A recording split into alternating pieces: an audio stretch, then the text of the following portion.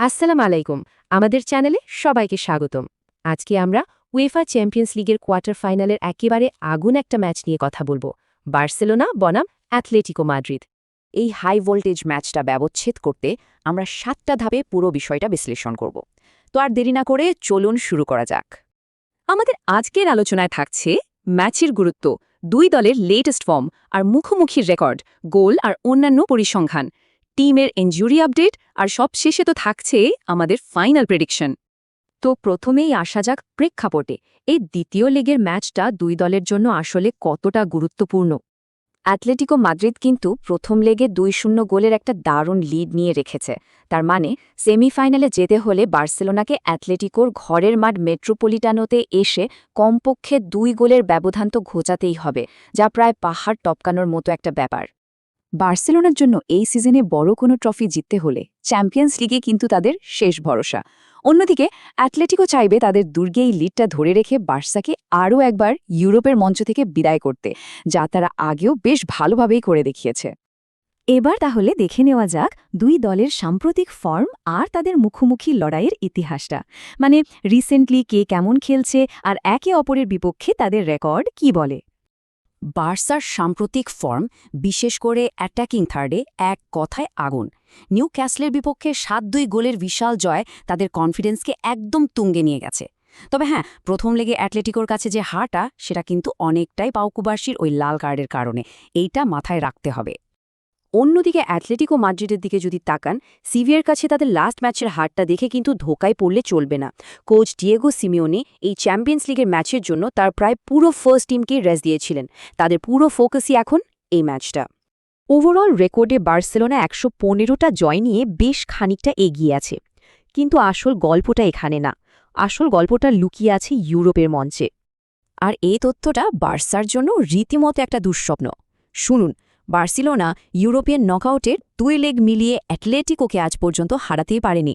2014 আর 2016 দুইবারই Atletico তাদের স্বপ্ন ভেঙে চুরমার করে দিয়েছে। চলুন এবার একটু নাম্বারস আর স্ট্যাটসের দিকে নজর দেওয়া যাক।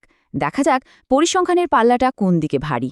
এই সিজনে চ্যাম্পিয়ন্স লিগে বার্সেলোনা যেখানে প্রতি ম্যাচে প্রায় 4টার কাছাকাছি গোল করেছে, সেখানে অ্যাথলেটিকো করেছে 2.5টার মতো। তবে হ্যাঁ, ডিফেন্সের দিক দিয়ে অ্যাথলেটিকো কিন্তু একটু বেশি গোছানো।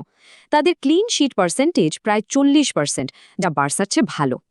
এখন প্রশ্ন হলো, ম্যাচে কি অনেক গোল হবে?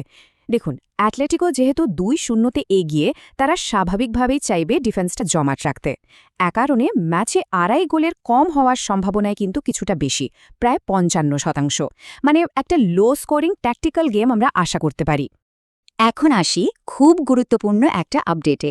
টিমের খবর কি, মানে কে খেলছে আর কে খেলছে না।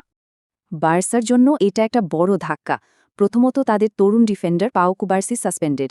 এর সাথে ইনজুরির কারণে দলের বাইরে আছেন গুরুত্বপূর্ণ অ্যাটাকার রাফিনিয়া এবং ডিফেন্সিভ মিডফিল্ডার আন্দ্রেয়াস ক্রিস্টেনসেন। এই 3 জন না থাকাটা অবশ্যই বড় একটা সমস্যা। অ্যাথলেটিকো দলেও কিছু চিন্তা আছে।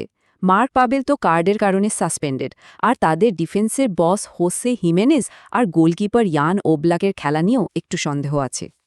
তবে অ্যাথলেটিকোর সবচেয়ে বড় দুর্বল জায়গা কোনটা জানেন? তাদের সেন্ট্রাল ডিফেন্স। এই মুহূর্তে তাদের হাতে ফিট সেন্টার ব্যাক আছেন মাত্র 2 জন। বার্সেলোনার অ্যাটাকিং লাইন কিন্তু এই সুযোগটা কাজে লাগানোর জন্য মুখিয়ে থাকবে। এবার একটু গভীরে যাওয়া যাক। চলুন দেখি এক্সপেক্টেড গোলস বা এক্সজি কি বলছে, মানে কোন দল বেশি কোয়ালিটি চান্স তৈরি করছে। এই ডেটাটা কিন্তু খুব ইন্টারেস্টিং। বার্সেলোনার এক্সজি প্রায় 2.5 আর অ্যাথলেটিকোর মাত্র 1.6। সোজা বাংলায়, বার্সেলোনা নিয়মিতভাবেই অ্যাথলেটিকোর চেয়ে অনেক বেশি এবং ভালো মানের গোলের সুযোগ তৈরি করে। ফার্স্ট লিগের ম্যাচটাই এর সবচেয়ে বড় প্রমাণ। বার্সা 10 জন নিয়ে খেলেও 8টা শট নিয়েছিল, আর অ্যাথলেটিকো নিয়েছিল মাত্র 5টা, কিন্তু ওই 5টা শটেই তারা 2টা গোল করে ফেলে। এটাই হলো ক্লিনিক্যাল ফিনিশিং আর ডিফেন্সিভ সলিডিটি। তো এত সব অ্যানালাইসিসের পর সেই আসল প্রশ্ন, সেমিফাইনালে যাচ্ছেটাকে বার্সেলোনা কি পারবে ঘুরে দাঁড়াতে, নাকি অ্যাথলেটিকো ধরে রাখবে তাদের লিড? আমাদের 7 ধাপের বিশেষজ্ঞ বিশ্লেষণের পর এখন সময় সেই ফাইনাল কলটা দেওয়ার।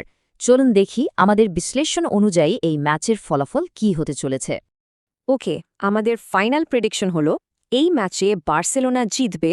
স্কোর লাইন হতে পারে 2-1, কিন্তু অ্যাগ্রিগেট স্কোরে 3-2 ব্যবধানে জিতে সেমিফাইনালে যাবে অ্যাটলেটিকো মাদ্রিদ। কারণটা কি? কারণ হলো ইউরোপে বার্সার বিরুদ্ধে অ্যাটলেটিকোর সেই অবিশ্বাস্য রেকর্ড আর প্রথম লেগের ওই 2 গোলের বিশাল লিড। আমাদের এই গভীর ম্যাচ বিশ্লেষণ যদি আপনাদের ভালো লেগে থাকে তাহলে চ্যানেলটা অবশ্যই সাবস্ক্রাইব করে ফেলুন। আর হ্যাঁ, নোটিফিকেশন বেলটা অন করে রাখতে ভুলবেন না, তাহলে পরের ম্যাচের বিশ্লেষণ সবার আগে পেয়ে যাবেন। আজ এ পর্যন্তই। আল্লাহ হাফেজ।